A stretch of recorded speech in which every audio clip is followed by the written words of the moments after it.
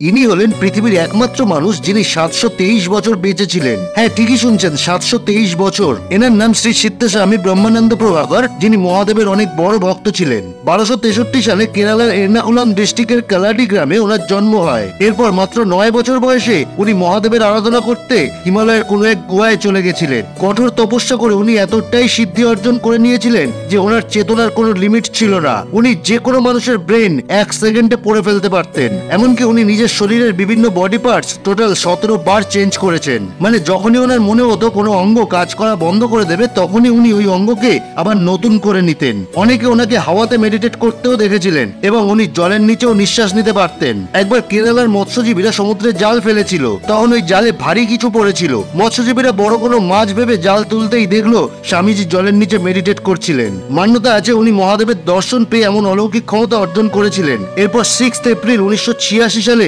উনি দেহত্যাগ করেন। আজও তার সমাধি দেখতে পাবেন কেরালার উম্মালুর জেলার পল্লীপাড়া পাহাড়ের ওপর।